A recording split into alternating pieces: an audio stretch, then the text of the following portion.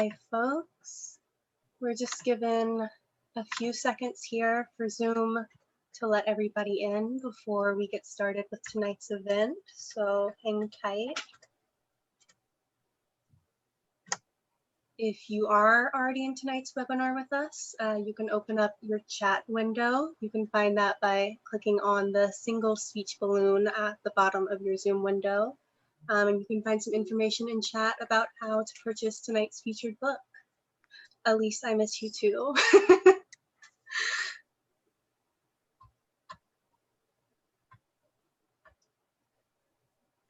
All right, good evening and welcome to tonight's live online author event with Greenlight Bookstore. I'm Chelsea from Greenlight, and we are thrilled to host tonight's event with yours truly, our sister stationery store's very own Melissa Wyse and Kate Lewis, presenting their new book, Artists in Residence, 17 artists in their living spaces from Zerny to Casa Azul. They'll be talking with Sanaë Lemoine, so you are in for an excellent time. Before we start, I just want to say a huge thank you to Melissa, Kate, Sanaë, and the team at Chronicle Books for making this happen, and to all of you for showing up.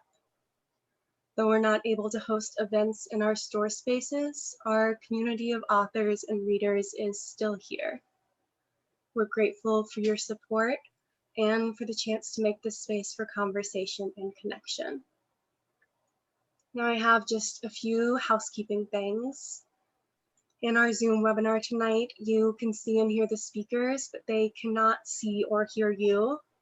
They can see that you're here though, and you can see a count of your fellow attendees on the top of your Zoom screen. There are a couple different ways you can interact with the authors and with each other throughout tonight's event, which we highly encourage. The first is the chat, which you can find by clicking on the icon that looks like one speech balloon. You're welcome to post your comments and thoughts in the chat. That's a great way to show your appreciation for the authors and interact with your fellow attendees. If you have a specific question you'd like to have answered by the authors, please post that question in the Q&A module. You can find it by clicking on the icon that looks like two speech balloons. We'll be pulling questions only from the Q&A to be answered in the later part of the program. We are recording tonight's event, so look for video or audio versions on our social channels later on. And importantly, tonight's featured book, Artists in Residence, is available for sale from Greenlight Bookstore. You can shop in person in our bookstore locations, noon to 7 p.m. every day of the week, and you can purchase Melissa and Kate's book and many others on site. Or order online at greenlightbookstore.com for a quick pickup at the store or for shipping anywhere in the US. You can find that buy link in the chat. As an extra treat, we'll have a limited number of copies signed by Melissa. Make sure to request a signed copy in the order comments field at checkout, and we're happy to fill those requests while supplies last. If you care about supporting the careers of authors and the ongoing existence of independent bookstores, buying tonight's featured book is a great way to show your support. Now to introduce tonight's speakers. Our interviewer tonight is Sanaë Lemoine. She was born in Paris to a Japanese mother and a French father, raised in France and Australia, and now lives in New York. She attended the University of Pennsylvania and received her MFA in fiction from Columbia University. She is the author of the novel The Margot Affair, which just came out last June. She'll be speaking with our featured author, Melissa Wyse, and illustrator, Kate Lewis. Melissa is an art writer, fiction writer, and essayist, and a beloved staff member at Greenlight's sister stationery store, Yours Truly, Brooklyn. She has held fellowships and residencies at MacDowell, the Virginia Center for the Creative Arts, and the Ragdale Foundation, and her work appears in publications including The Rumpus, Shenandoah, Momus, and Urbanite. She received her Master of Fine Arts in Creative Writing from American University and has served as a leader in the arts and education for many years. She lives with her husband and very soon-to-be child in Brooklyn, New York. Kate won a painting contest at the county fair at the age of 1, and she hasn't looked back since. That award-winning painting hangs in her studio. After over a decade in Chicago, Kate lives in Tennessee with her husband and 4 children.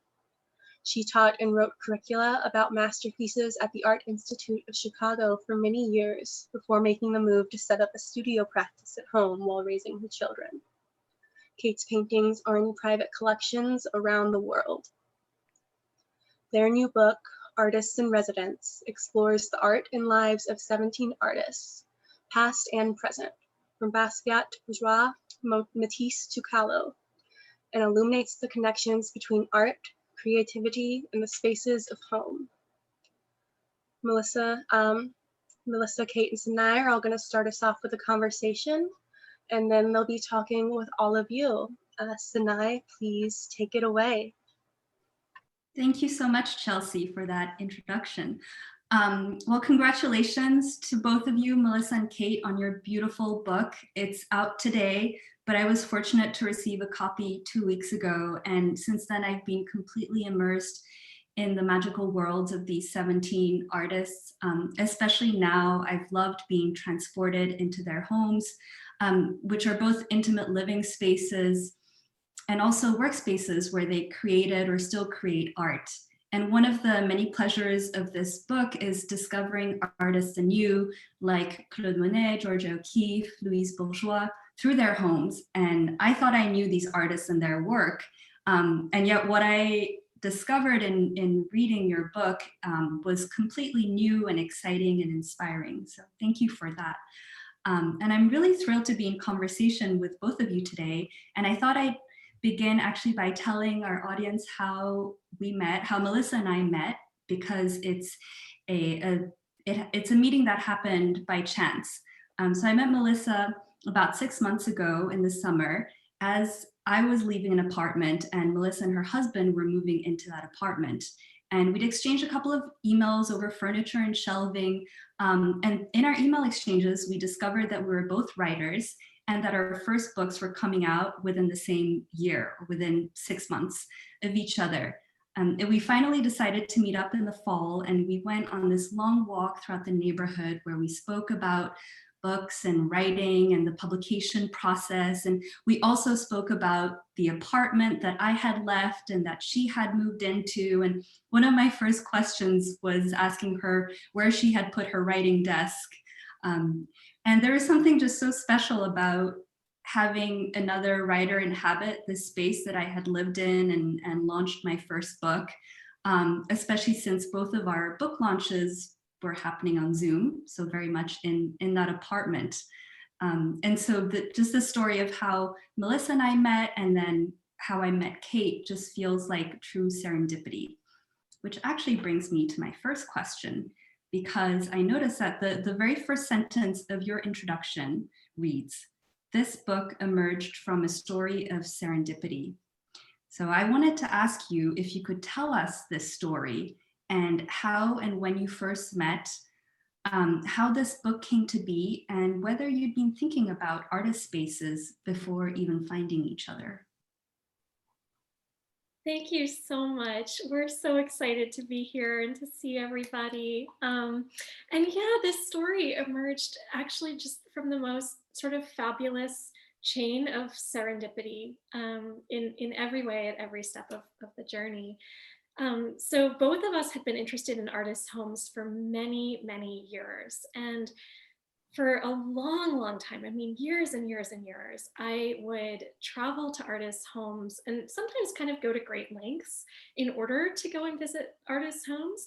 And I would just fill pages of my notebooks talking about their homes and describing them and thinking about their homes in relation to their art and their creative process. And I never thought that that was going to be a body of work that was going to lead to a book. It was just something that I was very interested in. And I'd always had this fascination with houses, and I used to keep a notebook of floor plans when I was growing up. I would just draw floor plans. So I was always really interested in space and the way that space interacts with creativity.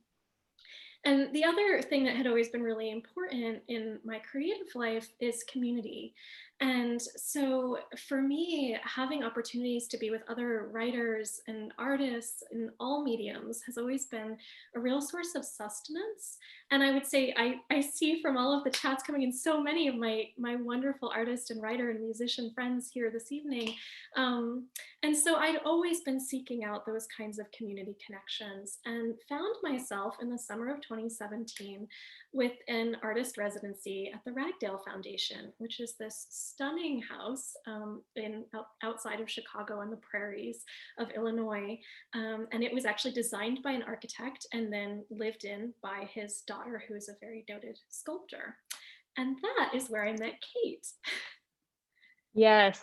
So I too, like Melissa, have been fascinated with artists and artist homes and artist communities as well. And during that summer, actually before that summer, I had been seeking that community and actually also that solitude that a residency would provide.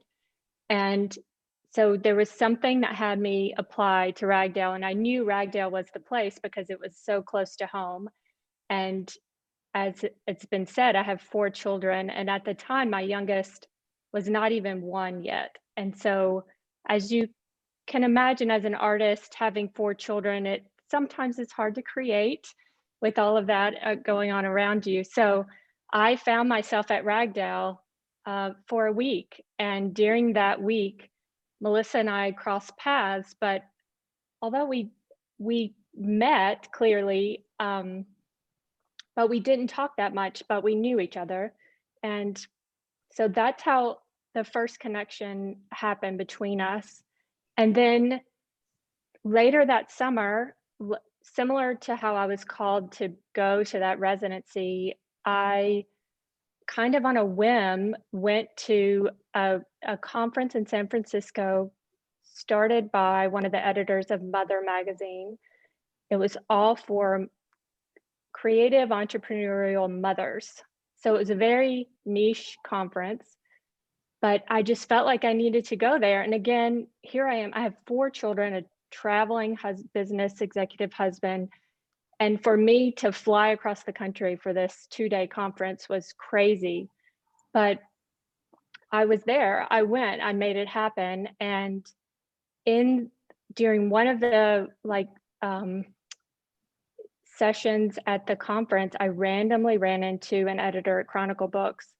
And it was like at that moment, I thought, this is why I'm here. It was so random. And then, so that happened. I met that editor just a few months after Ragdale, and was then connected to the editor of this book, Maribel Korn. And we were talking and exchanging emails about ideas, but nothing was really coming together. And then our emails had kind of died down. And I was talking to my husband, and he's a business guy. And so he was like, you know what, you just need to set up a meeting and just something will come, just set up that meeting. And so I did. And I had no idea what my book pitch would be at that point. But then the idea of artist homes started coming back to me, and painting those interiors. And during that time, I was also making pottery with my mom, who is a potter. And I saw Melissa's name pop up.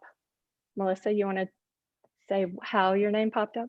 Yeah, so I had seen Kate's collaboration with her mother because, of course, we were sort of on each other's email lists and sort of following one another on social media since we had met the previous summer. And I saw this beautiful collaboration. And Kate's mother is such a gifted potter. Her work is beautiful.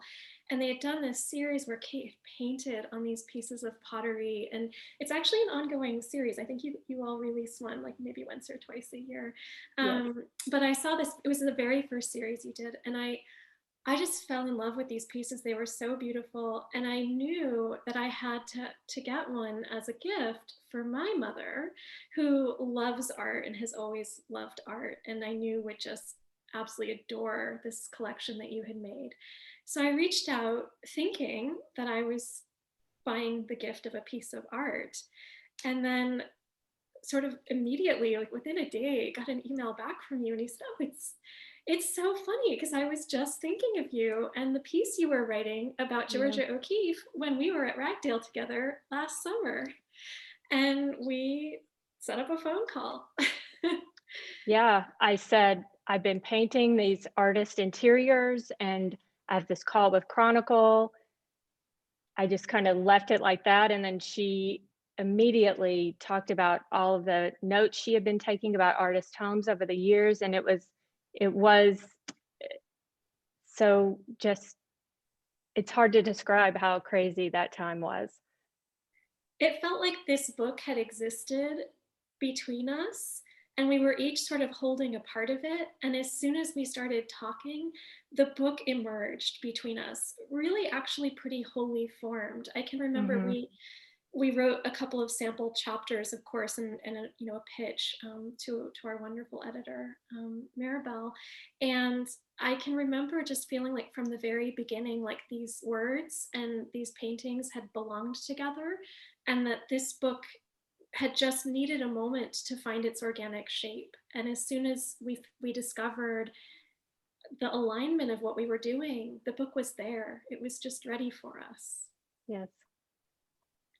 I feel like this story, what you're describing, how you met and how the book came to be, is such a beautiful example of the equal partnership that you have in the collaboration, which I think is really unique and something that I noticed as I was reading your book and also as I was getting to know both of you.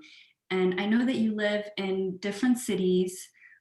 Kate, you're an artist, and Melissa, you're a writer. And so I wanted you to describe that collaboration as you were working on this book, you know, what your process was like, whether the words came first or the illustrations. And I would also love for Kate to show us an example of an original piece, because I know they look a little different in real life. In the book, they're a little more cropped and reduced in size. Sure, I'm happy to share some pieces with you. But going back to how we collaborated, I will give a shout out to Google Docs, because without Google Docs, this book would not be in existence, I think, or who knows, but we use Google Docs from day one to share ideas. And, you know, that's how, you know, the table of contents was probably, I don't know, 10 pages long, and we had to narrow it down through Google Docs. Yeah, we spent a lot of time on the phone too. I wish it was actually really quite lovely to just spend so much time talking about these artists and talking about these homes and about our own sort of insights and reflections on how art works, how creativity works, how that had manifested for each of these very, very different artists that we write about in the book. And I also just say that it was such an enormous pleasure to collaborate. You know, as a writer, you don't always get collaboration as part of your creative life. You know, I think about my husband, who's a composer and musician, and everything that he does, especially coming out of the canon of jazz, is about interaction and improvisation and collaborative performance. Whereas for a writer, a lot of the time the work I do is very solitary. And so having this opportunity to collaborate with Kate across mediums, across genre, and to see chapters evolve, not only through whatever I did, but through the work that she was doing, to sometimes get stuck and then see a painting emerge and suddenly see the pathway into whatever it was that I wanted to say in that chapter. It was very interactive and very back and forth. There were times where one of us would get a little bit ahead of the other, and the other person would kind of take that conversation and move it forward from there. How was it for you, Kate? I'm really actually curious to hear. Well, I feel the same way about, you know, my work painting. I'm normally just by myself. And so it was a really special experience to be able to collaborate and to, I think, well, I'll bring up this one. This is Jackson Pollock's chair and Lee Krasner. So this was moved from their home and then in Jackson Pollock's studio. And this was, Melissa went to visit the home and she was texting me and sending me pictures as she was going through the house. And so that happened a lot, that she visited several of the homes and I was able to be there. I felt like I was there because I was getting so much information from her. So in many ways, she helped me formulate what I would paint. And then in some ways, she, would ask me about my experience of the home and what I was painting along the way. And I would send her images via Google Docs. And so she would see those sketches or final images as she was writing. It was really beautiful. And Kate is a really insightful painter. I would say both of us did an enormous amount of research, both like informational research. I spent a lot of time at the New York Public Library, and Kate did a lot of visual research and image sourcing, and we both just dived so deeply into it. And I felt like having the process of making this book was one of the most rewarding conversations of my life. And I'm really happy that there's this sort of trace evidence of that conversation for all of you to read. I actually want to ask you about the research and what you discovered, because I can tell from reading the book that there's just so much research that went into it in the field and in the archives. And I'm curious to know whether you were surprised by any of your findings. For example, did some artist spaces not correspond to what you had imagined, or maybe subverted your expectation from knowing their work? And then in other cases, was it exactly as you expected it to be? I'll start with one that was shocking to me. And it was, his home was actually the first home that I started painting, which is Claude Monet. And his dining room, look at this, a bright yellow with this red tile floor, just was shocking to me to see images of his home. And as it was mentioned in my bio, I worked at the Art Institute of Chicago for almost 10 years. And so I was around his paintings a lot. And they, this, you wouldn't think Claude Monet when you saw that dining room. So that was a shocker for me. Melissa, what stood out to you? Yeah, I love that example. And it was interesting because it was so early in writing the book. And it was one of the first times that we realized how much divergence there often was between creative practice and the space of home, that the aesthetics of the art and the aesthetics that people create in their living spaces don't always align, and often that's for really interesting reasons, which you can learn more about.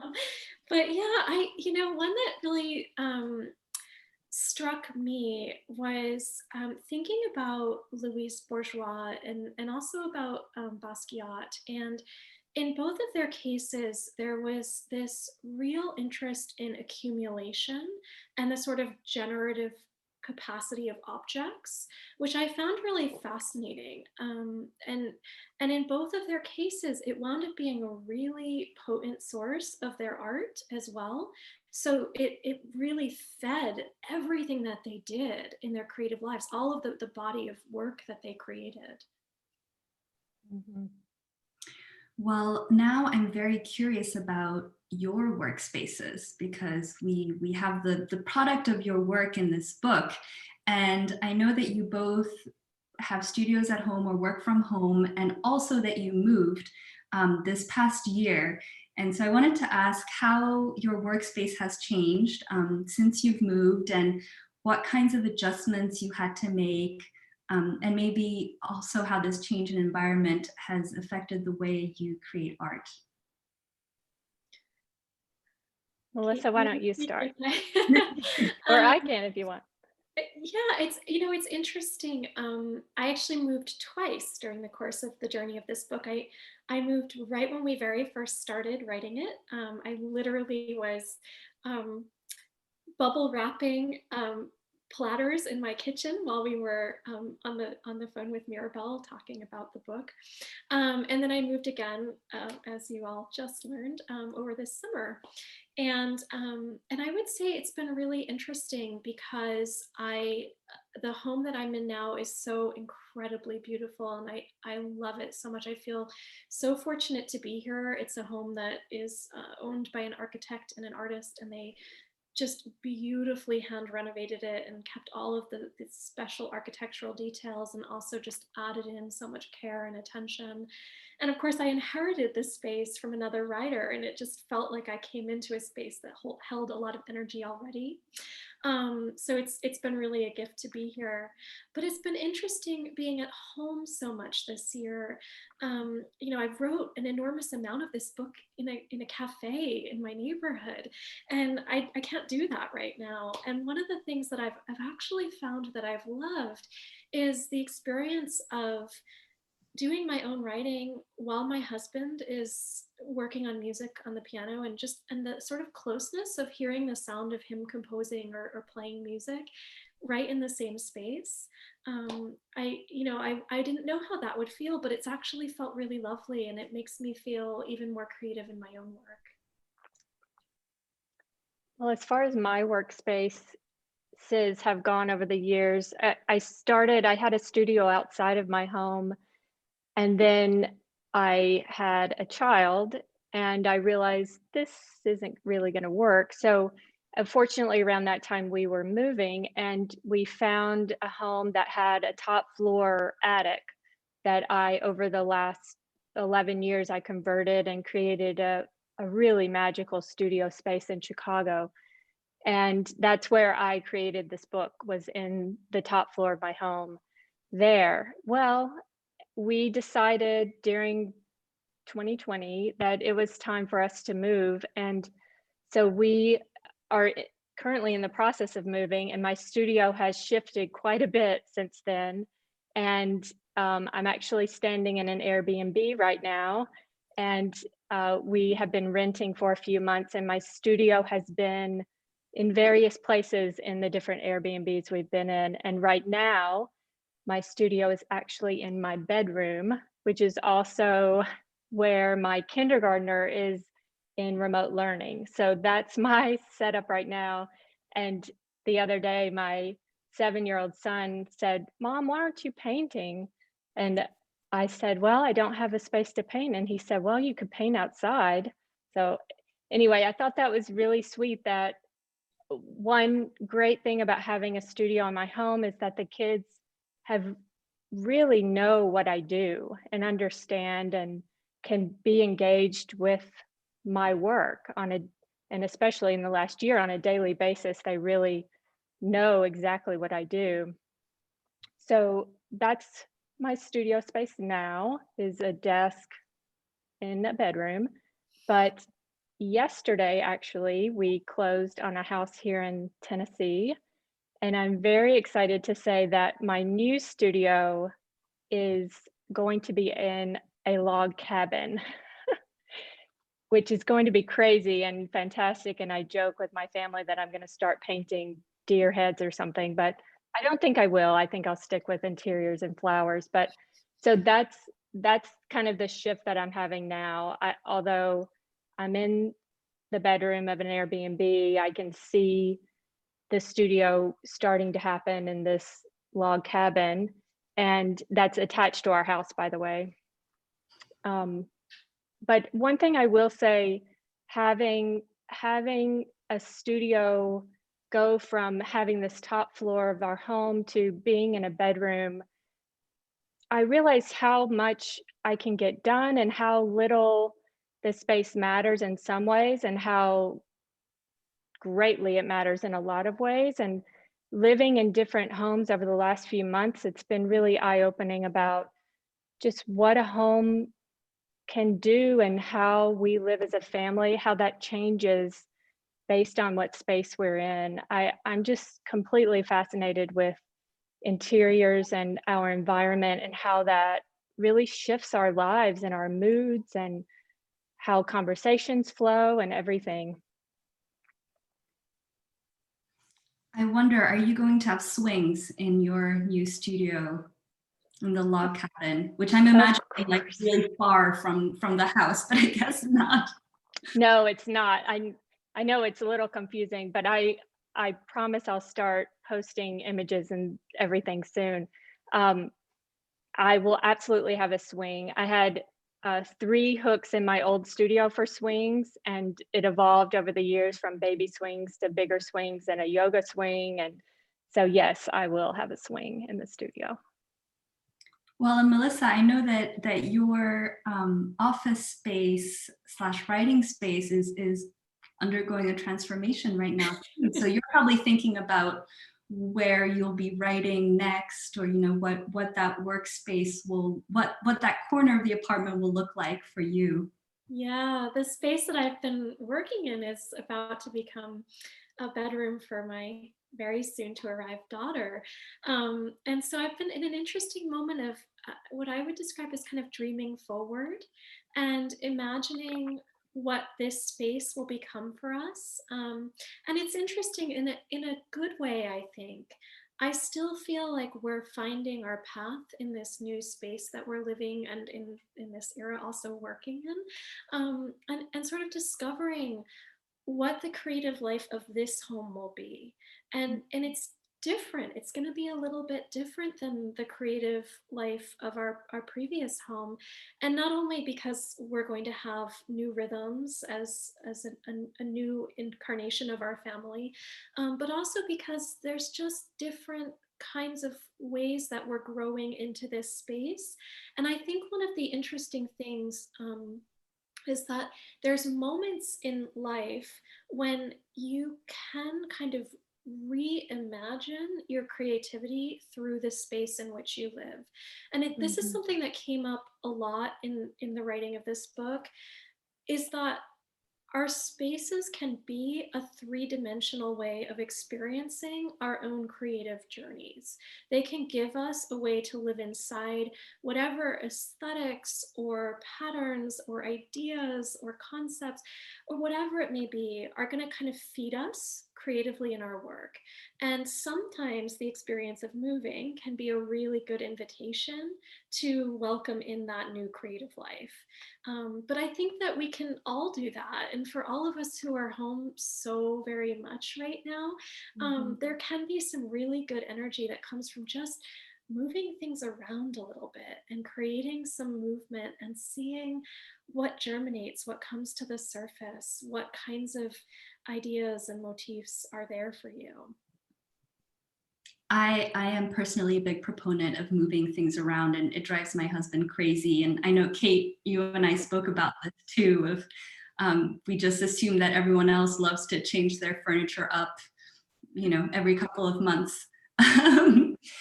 But no, I think especially now that we have been spending so much time at home, and that our personal and professional lives are so intertwined. And it's something I was thinking about a lot as I was reading your book, how several of the artists had to balance these really intense personal and public lives along with their art, and that their personal and professional selves were so intertwined, and that it's often a source of inspiration, but also tension. And at the end of one of my favorite chapters on Paula Modersohn-Becker, you write about the dual threads of creativity and parenthood. And Kate, as we've mentioned many times, you're a mother of 4, and you're also an incredibly prolific artist. And Melissa, you gracefully juggle several identities as author, director of development and communications, and at Yours Truly, and you're expecting a daughter in a couple of weeks. And so I'd love for both of you to speak about the way that you balance your careers, your art, motherhood, how you find the time to create art. We've talked a little bit about finding space, but just kind of the coexistence of these different selves and identities, and how they're in concert with each other. It's interesting. Go ahead, Kate. Go ahead, Mel. No, you go. I was going to say, it's really interesting. So there's Paula Modersohn-Becker. I don't know if everybody knows her work. I feel like she's one of the artists that sometimes people haven't found yet. And if you don't know her work, oh, please go and see it. Yeah, she's incredible. She was a really, really groundbreaking artist right around the turn of the 20th century, and her work was radical and visionary, and absolutely changed the way that we see. Um, and she also died quite young, when she was really kind of just in the midst of making this sort of revolution that her art was about to make. But she was considered kind of one of the first modern Western women to paint a nude self-portrait. She painted incredible portraits of women and children, and in this just really fabulous style, just really deep and dynamic. And we had this moment near the end of her chapter. She died very, very shortly after giving birth. And she died of an embolism caused by a childbirth and bed rest. And we had this line about how we so want to know how her career would have evolved, what art she still would have made, and also how she would have lived inside these dual threads of identity. And there's one sentence where I wrote, for us standing on either side of motherhood, and I at one point during the editing deleted that sentence because I was so afraid that I wouldn't get to have this child, and I didn't want this sentence in our book that people might ask me about later, that I would sort of have to hold to as this ghost. But I'm so glad that I didn't delete it, that it came back at some point in the review. I didn't realize it until I actually got the book and I opened it up, and I was sad the sentence wasn't there, and there it was. So I don't, Mirabelle, thank you for putting it back in. But yeah, I was really curious about kind of how those two identities can mix. And I know for me, just in this journey of carrying this little person and kind of getting ready to bring her into the world, it feels deeply creative. And I think that often we set up child rearing and sort of the process of gestating and making a person as being in opposition to creative work. And we do that especially for women. It feels like a burden we put on women, that these two things are in conflict, inherent conflict. And I think actually that there may be space for us to reframe that and to see them less as oppositional forces and more as things that, though they can be very challenging to balance, also can feed one another. And the kind of a beautiful creative experience of making a life feels very aligned with this sort of experience of having this book. And I feel like these two things are coming into the world at the same time in a way that feels really full of synergy. And I would say that the other piece for me is, I have this amazing career. I work for the Quad Preparatory School as their director of communications and development. And I also have this wonderful community at yours truly in Greenlight. And having these different parts of who I am really feeds me, and it allows me to feed my creative work. And as someone who loves community, I think having that opportunity to be a part of community in my professional life is essential to me continuing to grow in my art. It's really well said. Going back to Paula Modersohn Becker, I think her chapter was one of my very favorite chapters to paint because there were no images of her home or her places where she would stay in Paris. And so I was able to dream up what her space looked like. And I'll show you another image that I did where she describes she was also a prolific writer, and she wrote a lot about her spaces, and she talked about these red flowers. And anyway, what I love about her also is that she was so driven to create. She was married, but she would go to Paris and just it sounded like she would just lock herself up and just paint. And that's often how I feel, like I just need to get it out. And I was so saddened by her death because I wish I could have seen how she would have married being an artist and a mother as well. And I will say, I do get asked quite a bit how I manage painting and raising kids, and And often it's hard for me to answer that question, but I think simply it's my husband and I are really dedicated to living lives that we create, and I know that being an artist and making work is exactly how I want to live my life, and I especially want my kids to see that and experience that, hey, their mom is doing what she feels passionate about, and hopefully they'll learn to find that for themselves. But also selfishly, and maybe this is why I was pregnant so many times, during pregnancy, I felt such a deep, deep connection to my creativity. And even after having children for a long time, for many years, their play space was in my studio on the top floor of our home. So I would be painting while I was watching them play. And I mean, watching kids play is just the most magical thing. And I just felt like their play and creativity was feeding mine and vice versa.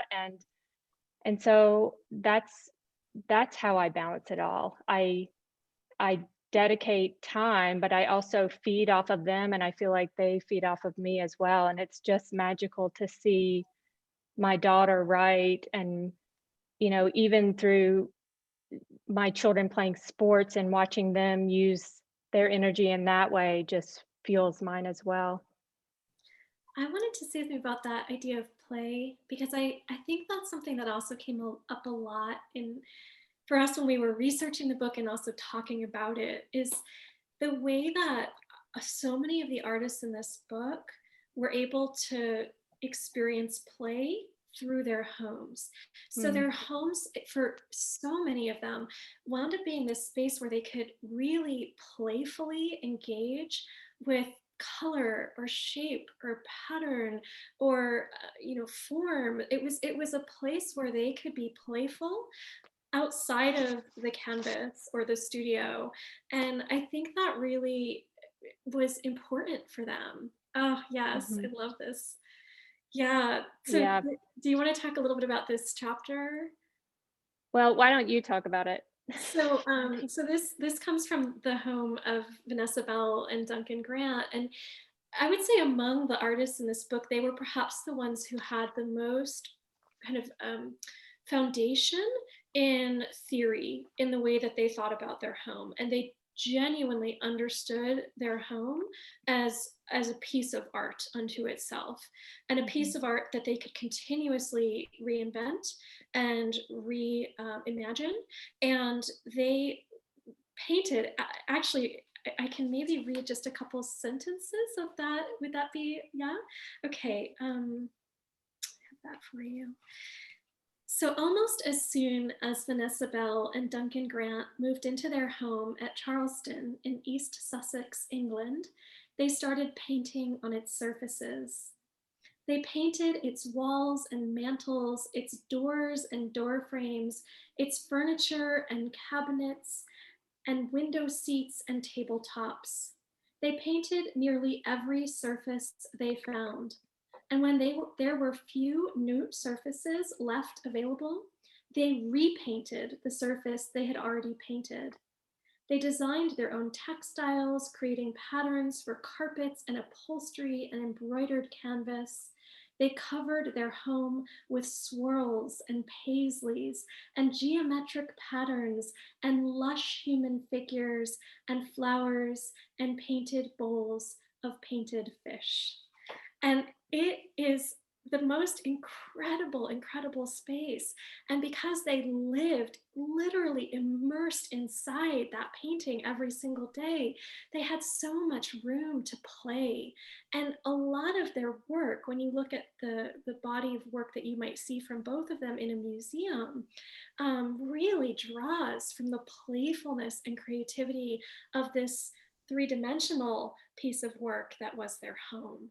And I think that capacity for playfulness in our homes is something that can be really generative. And I'll tell you one other fun thing about that. I actually think there's somewhere in this book, there's a line about how I finished researching their chapter and found myself really wishing I could like paint all over my walls, like paint with tiny little paintings on my walls. And I don't own a home, so I absolutely could not do that.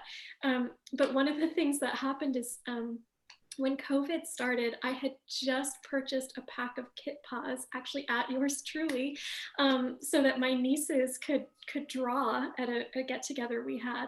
And so I had this little pack of Kit Paws sitting in my apartment, and I just needed to do something that was external facing, because all of our lives had so very suddenly become very internal. And I had this sense of just all of these people in my neighborhood who were kind of isolated from one another. And so I needed to do something that faced out toward them. So I wound up drawing flowers all over my windows. In my old home, I had these floor to ceiling windows. I just covered them in flowers.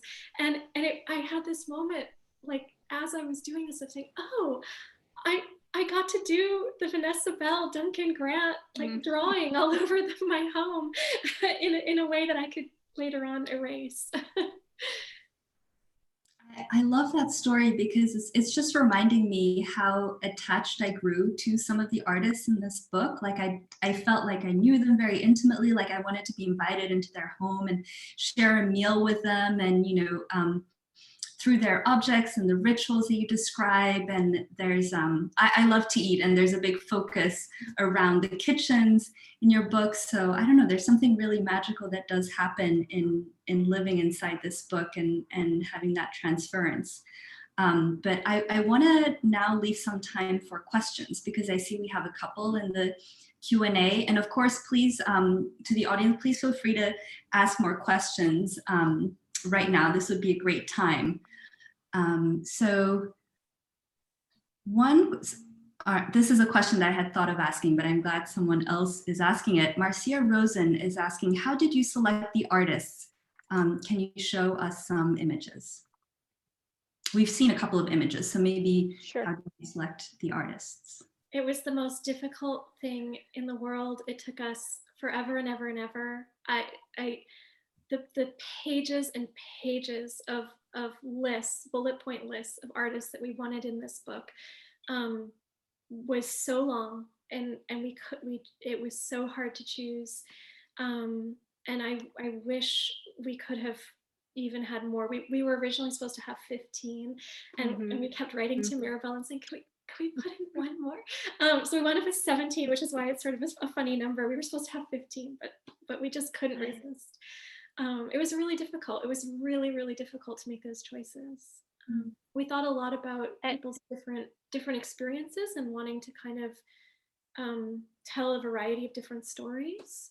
So that was one thing. Kate, what are some of the other things that happened with Well, that? we wanted some living artists in there as well that we thought would add a new dimension to the book. And really, I mean, there were several that almost made it, but we just didn't have enough either writing about the book or images. I mean, Alma Thomas, I would have loved to have in the book.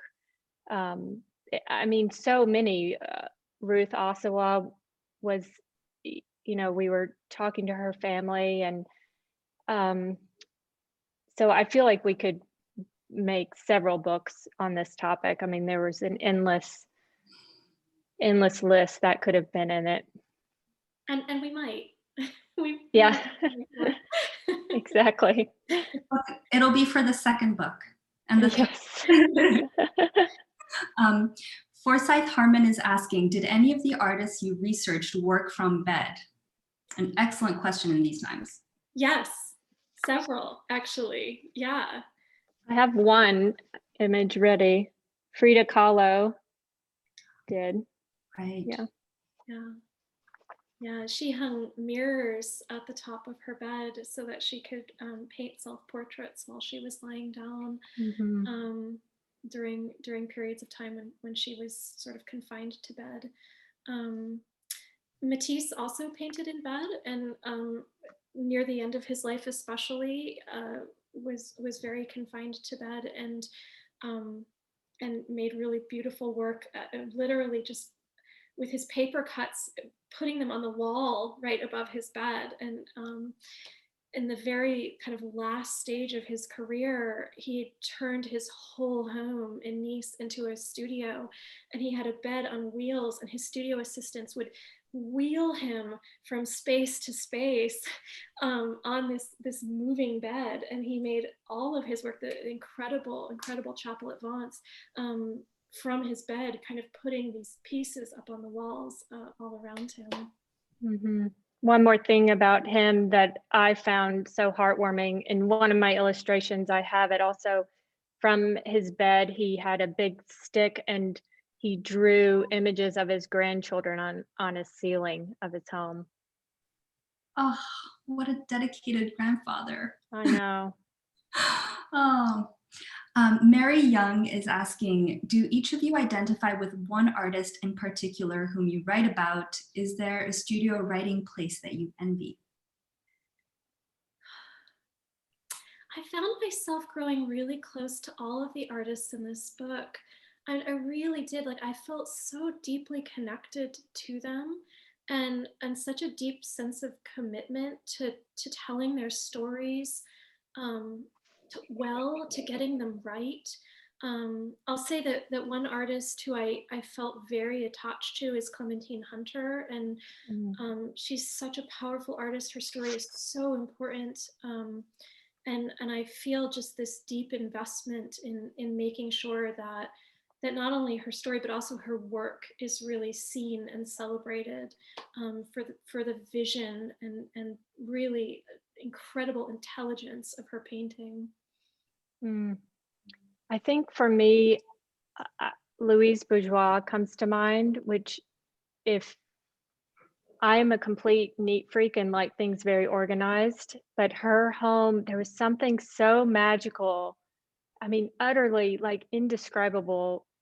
Her home was just filled with papers, and she wrote on her walls numbers. I have on her mantle, she'd handwritten people's phone numbers. And after her husband died, she removed the stove from her kitchen, and just her whole home was at her studio. And something I fantasize about creating this home that we're in the process of creating the whole home as a space to create, much like she did, but maybe in a neater way. Yeah, her house is one of the ones I think people ask us about the most. And I think there's something really revolutionary about her resistance to the conventions of domesticity, and also her just embrace of objects, the sort of generative capacity of files, these sort of stores and archives of memory, and it's essential to her work. And I think a lot of times, if you've only seen her work, seeing her home might feel surprising, because it's a very different aesthetic than some of her work, which is a bit more minimal. But when you actually see the space and learn about it and read about it, you really start to see how important it was for her to have memory so densely layered around her. I'm going to go through these a little more quickly because we're starting to run out of time, but maybe we'll go over a little bit. Fawn Birkin is asking, do you think that the women artists were more likely to create their spaces than the men? And I know that you have a couple of artist couples in the book too. I found that there was a lot of interest in space in all genders, and I found that there a lot of the men in the book were also really invested. I think about someone like Donald Judd, who really his home was absolutely something he put enormous care into every single detail. Yeah, it's an interesting thing. It's a good question. Kate, what do you think about it? I feel the same way. I've never thought about the gender in the book. And like Hassan Hajjaj, the cover, his home he has taken so much time in the creation of his home as well. So I don't know. I wonder, in thinking about, and okay, another person is Diego Rivera. Right. also created his home, and Frida Kahlo had her own home. I feel like they both very much were creators of their homes. It may be that this book could offer some space for a little bit of reclaiming of domesticity outside of gender, that maybe domestic space really can be a generative source of creativity across gender for all people, and that maybe some of the ways we've thought about and talked about it publicly have been a bit limiting, both from the perspective of women who are ascribed to one very specific domestic role, and from the perspective of men whose creative capacity in their homes is often neglected or ignored, or even sometimes denigrated. Yeah. Jenny Dunnington is asking, were there any interesting connections between these interior places and exterior landscapes? Oh, well, some of them were very linked. Someone Yes. like Georgia O'Keeffe, for example. Kate, what are your thoughts? And I think Vanessa Bell and Duncan Grant, I feel like their interior and exterior really flow. And Frida Kahlo with her courtyard and her home. Yes. Those are the three that come to mind. The other one I think about a little bit is actually Vincent Van Gogh, who in the part of his career where he was probably the most generative, and the part that we tend to focus on the most in his chapter of the book, his home was a mental health care facility over which he had very, very little say. He did choose to remain there. He recognized that he needed the support, and really was careful to get himself care. But he had very little ability to design that space. It was a space that was part of an institution, and yet for him, the window of that room was incredibly important, and he painted prolifically from that window, and actually wrote really lyrically about that window too. He has some really lovely lyrical writing that he did during that period of time. So I think in an interesting way, for him, home was that landscape and that expanse through this small window of a confined space. Bond Caldaro is asking, while creating this book, did certain themes emerge about artists' relationships to their homes? They were really diverse. It was so interesting how varied their relationships with home really were. Mm-hmm.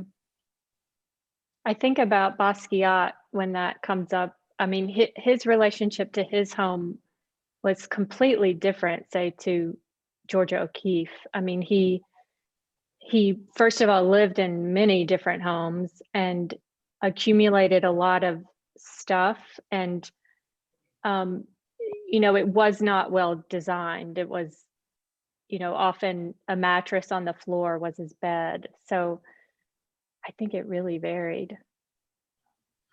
Well, kind of on the flip side of that, was Lauren Michaels is asking, was there anything you found to be universal among all of the artist spaces? For me, I would say that they really do feel illuminating. And again, this is something that I think in our culture, we've tended to dismiss domestic space as somehow frivolous or unimportant. And I think that there's a real opportunity for us to reclaim our understanding of the way interior space can be impactful and important and very potent. And I think that was true across the artists in this book, whether they resisted home, whether they improvised in their homes, whether their homes were really sites of divergence for them aesthetically.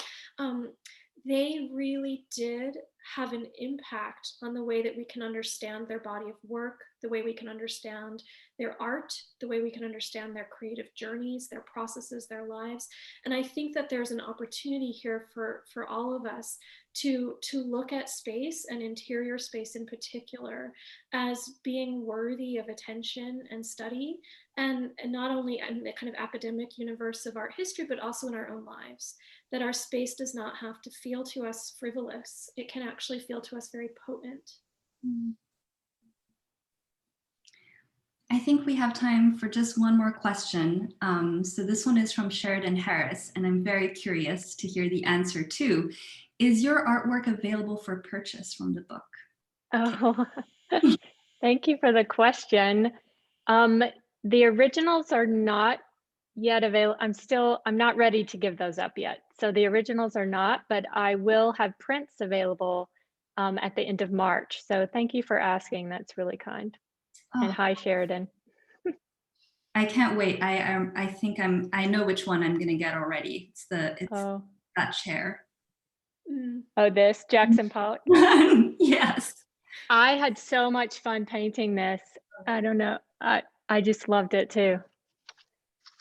Sanaë, I'm so curious to see, as you settle into your new home, what will happen for you creatively too. And you just published your first novel, which if people have not yet read, they absolutely need to. It's so, so, so beautiful. And you're in the midst of a new writing project and a new home at the same time. So it makes me really curious how those two processes, creating a new home and creating a new book, are going to dovetail for you too. Oh, thank you. Well, this is the first time that I have an office with a door. I usually before I would work in the kitchen, which I really love to still do, and I kind of move back and forth. But there is something really special about being able to close a door and have this dedicated space. And I feel like I'm still, kind of in the honeymoon phase of that. Yeah. It looks beautiful behind you now. I'm impressed. It looks lovely. Well, thank you so much, Kate and Melissa. I feel like this hour just flew by.